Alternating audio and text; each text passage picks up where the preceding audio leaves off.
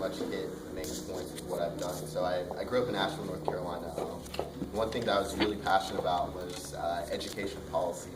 My parents were both teachers, so I was interested in public policy and education policy. So I went to college at the University of North Carolina at Chapel Hill. Does anyone know of UNC Chapel Hill? Basketball team, any fans? Maybe? All right. But yeah, so I went to UNC and I majored in history. And the reason I decided to major in history is I was really interested in learning about the formation of government, the Constitution, and the different branches of government. So I majored in history in undergrad, and what I did throughout the summers was I obtained internships. Who knows what an internship is? Can you describe to me what an internship is? You work, like, you get paid, well, some of them you get paid, some of them you don't get work experience.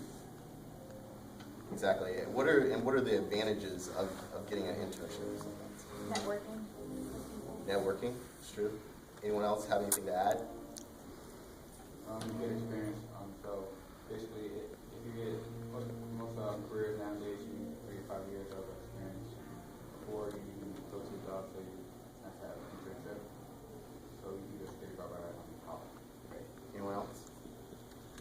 Those are all good points. So I decided to intern because it gave me great work experience, and so I did education policy work. So my first summer I worked in DC for the National College Access Network, so I did a lot of education reform work and also did grant proposals. And then my second summer I worked at the Children's Defense Fund, which is also a nonprofit organization that works in education policy. And then after I graduated from UNC, I had decided to go to law school. The reason I wanted to go to law school is because I was really interested, like I said before, in government. And the government is the way that the government enforces the laws and the government creates the laws. So does anyone know the 3 branches of government? Can someone give me one? Legislative. Okay. Legislative? Executive? Okay. So those are the 3 branches. So I was really interested in learning how those 3 branches intersect. So after I decided to go to law school the summer before, I worked on Capitol Hill. Does everyone know what Capitol Hill is? Yeah. It's in DC. What do they do there? Who's there? Senate.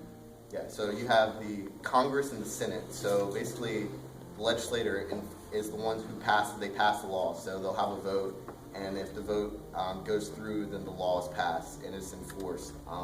So I worked on Capitol Hill for a summer and then went to law school. In law school, I'm in my last semester, and now I work at the White House through the program Duke in DC. So in the White House, I work in the Cabinet Affairs Office. So I work as a liaison between President Obama and all the different cabinet members. So the cabinet members are basically head of the different departments. So like you have Department of Education, Department of Justice, Department of Defense. So I work as the liaison or the connector between the president and those different agencies. So that's what I'm doing right now.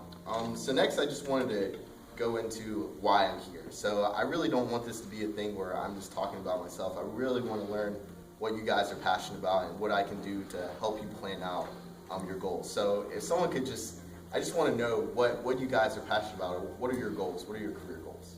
Anyone? I want to be a pharmaceutical chemist. And why?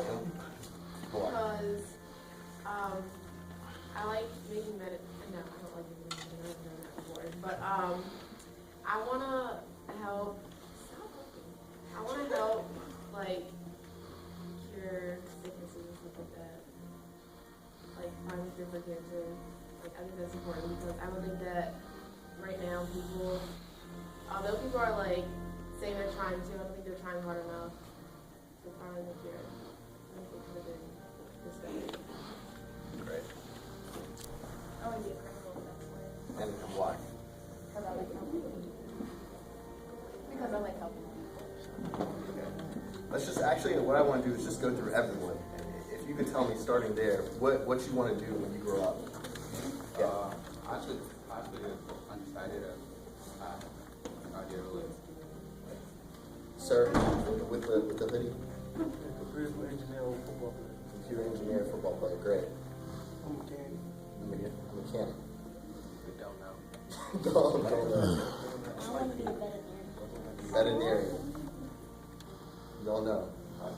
Young lady in the front. Dancer. Dancer. A nurse. Nurse. Start right here in the black.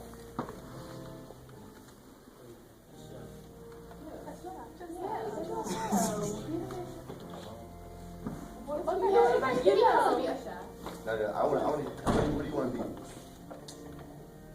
Let him say this. You don't know? What do you think you want to be? Okay. What do you say?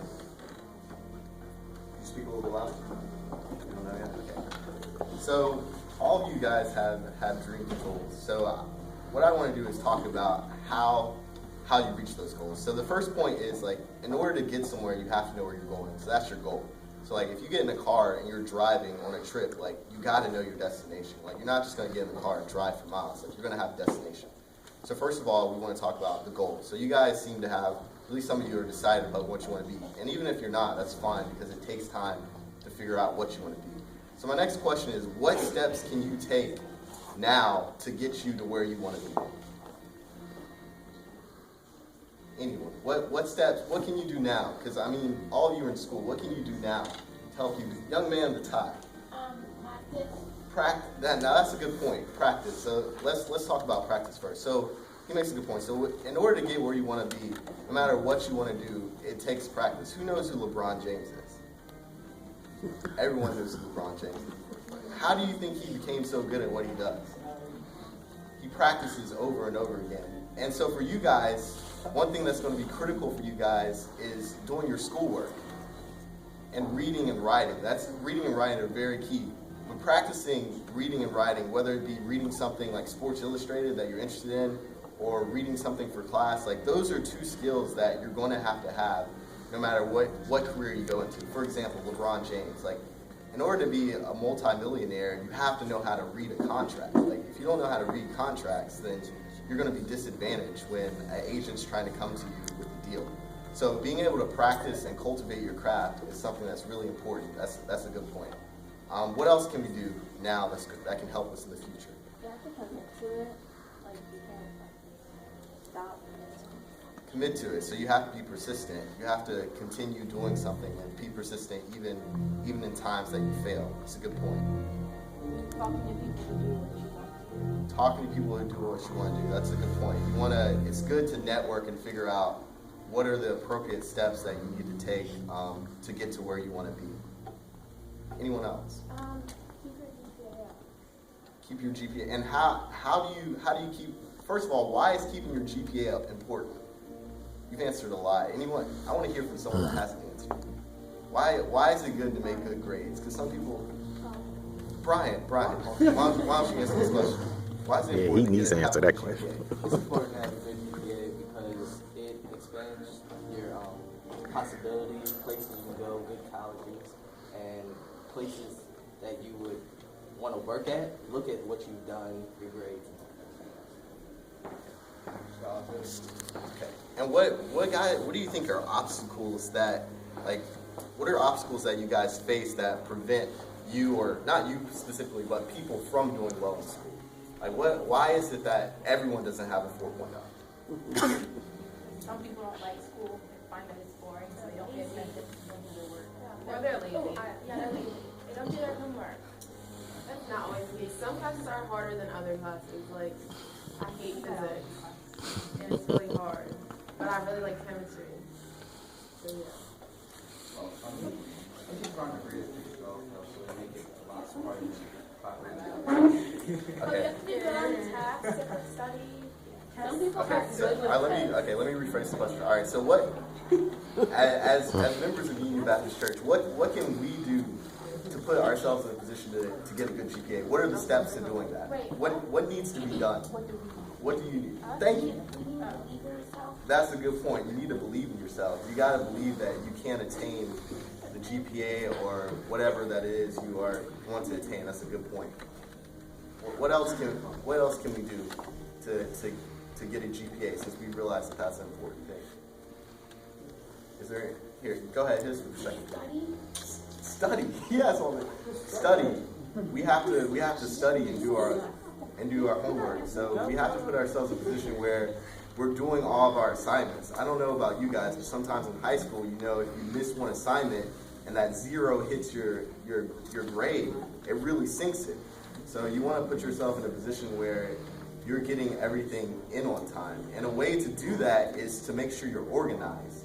So what I like to do in high school is, do your schools give you out a planner? Like a planner at the beginning of the school? Who uses their planner?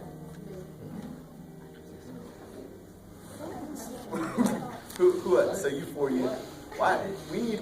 It's important to you to be organized and use your planner, because what happens is, if you don't plan things out, you get to the point where you have tests or homework due and you don't have your homework, or you're not prepared for your test. So back to his point, it's important not only to study, but to be organized in your study. Yep. Where's your homework like one headline or something like that? Well, but it's good to write down that you have homework. Like, for example, because the reason I say that is because when you get into college, there's no one who's looking over you to make sure you're doing your homework. So you may have a day where you have 5 assignments to do. So it's good to write it down, even now, even if you don't have much homework, because it'll put you in a position where, when your schedule is more complex, that you'll be able to complete all your assignments at a time.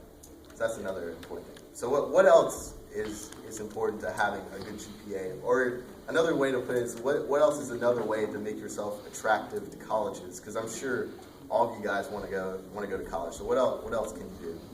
Meeting with your teachers, that way when you need recommendations, still have a good relationship with you. Meeting with your teachers. That's another really good point. Amber, I saw you had your hand up. You could do activities outside of school or inside of school, and you can get scholarship. That's another good point. So extracurricular activities are another component. So like my uncle said, I worked in the college admissions office for a while. I was at UNC. So what colleges really look for, someone with a strong GPA and SAT, but even as important as the GPA and SAT score, or ACT, whichever one you decide to take, is the extracurricular activities. So it's good to be involved, whether it's dance, whether it's sports, whether it's the chess club, history club, like whatever you're interested in, it's good to get involved, because colleges like to see a well-rounded candidate. So they want to see someone that's not only really smart, but someone who's actually involved as well. So that's a really good point, extracurricular activities. Is there anything else that you want to add?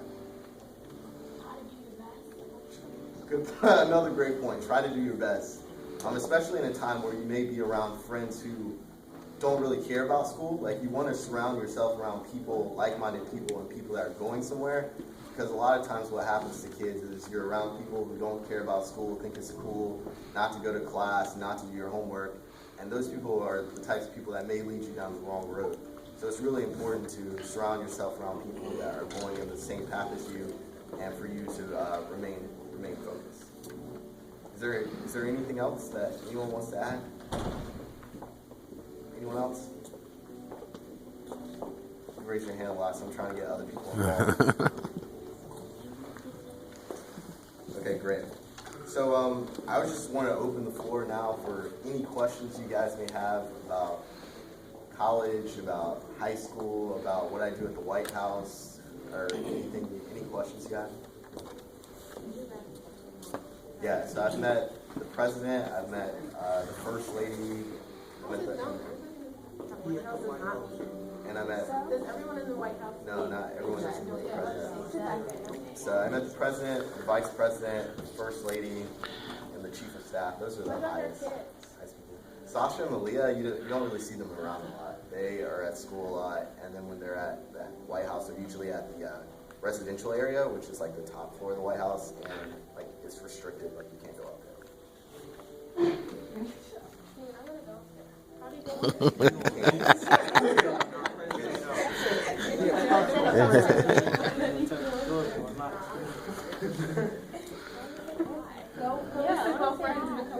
All right.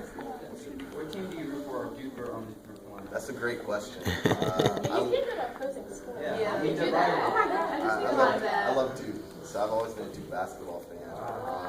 You realize you did that. Yeah, my parents went to Carolina, and it's an in-state school. It's a great school. I loved it, but basketball, I love Duke basketball, so I'll always be a Duke fan.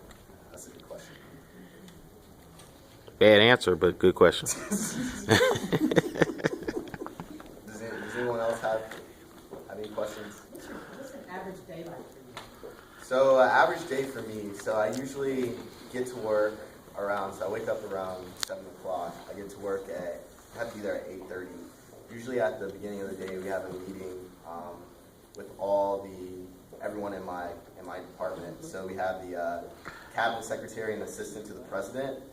He assists the president, and he's also the cabinet secretary, meaning he's like the president of my office. So he's there, he leads the meeting. So we have a meeting, and we get all the updates with like everything that the federal agencies are doing. So like defense, agriculture, education. So we go through that and any of the president's main initiatives. And then after that, usually especially if it's a Friday, I have to draft weekly reports for the president and the chief of staff on different issues. So I do legal, I do immigration, I do the Affordable Care Act.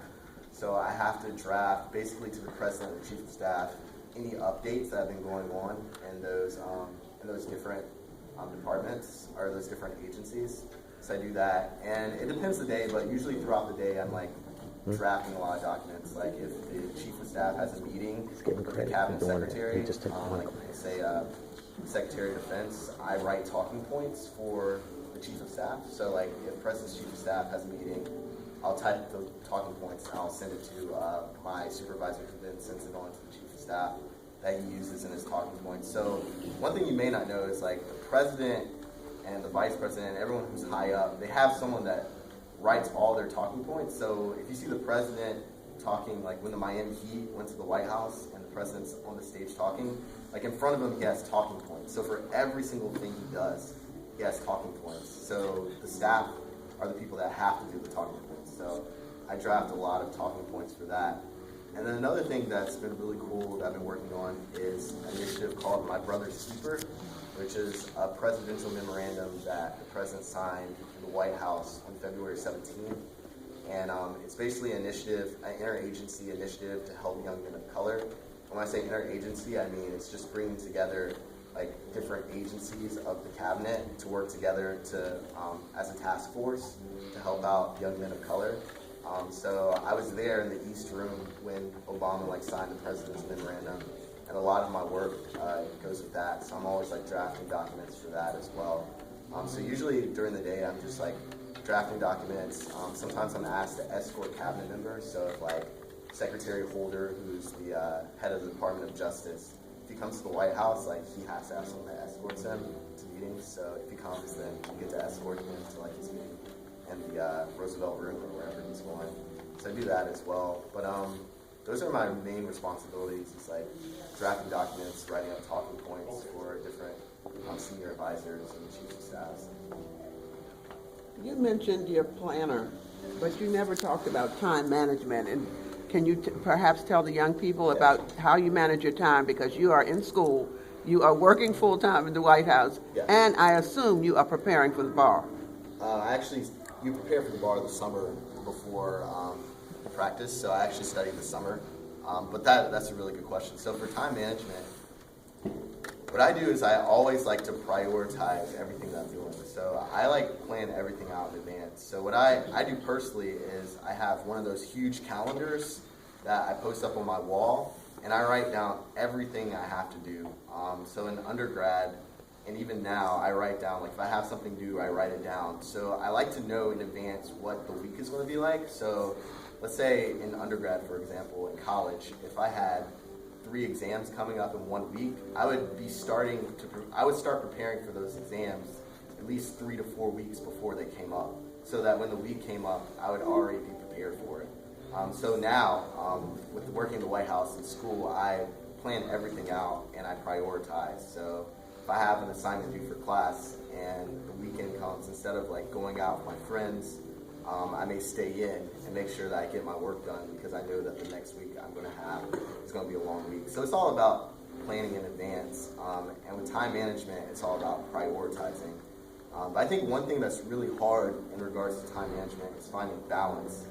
Because a lot of times when you work a lot, it's hard to find time to work out or hang out with your friends or do things you enjoy. But that stuff is just as important as the work you're doing. point, because you're not going to do good work if you're not living a balanced life. So I try to also carve out time, personal time, where I can like work out or like hang out with my girlfriend or like go to movies or do things like that. So I do that as well. 24.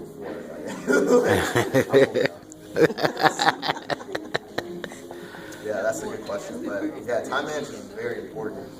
And that's something that you can, that's why I said that it's important to start planning now, using your planner, because that's something, like in high school you may not have a lot going on. I mean, some of you probably do your homework while you're in class. I don't know, I did that in high school. But when you get to college, you have a lot more going on, and a lot more homework. So it's good to plan so that when you have very hectic weeks, that you have everything set up and you know what's going on. Wait, you know how you set up your day then? When do you go to school? So my classes are like, I have class every other Tuesday. So like I'll go to class. It's a 3-hour class. So I go for 3 hours, and then I have to write like 30-page papers like outside of class. So it's hard to find time. So I like usually work on the weekends.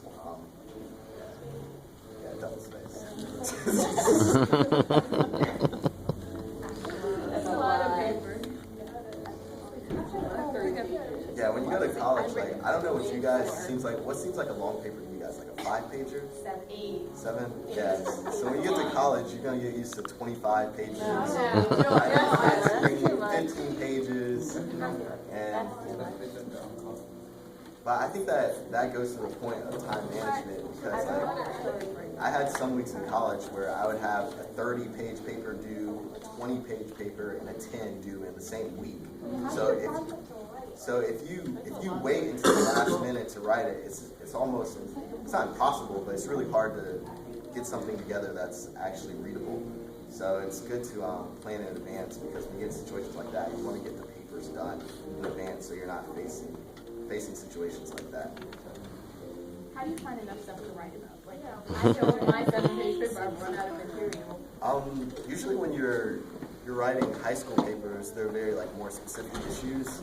When you're in college, like you use a lot more resources than you're using. So like when you write a paper, I'm not sure how many sources you use, but in college, like I'll write a 30-page paper and have like 100 or some odd citations. So like you're just using a lot more. You're using, when I say citations, meaning different sources. So you're using like a lot more sources. You're reading a lot more books. It's just like it's a lot more reading.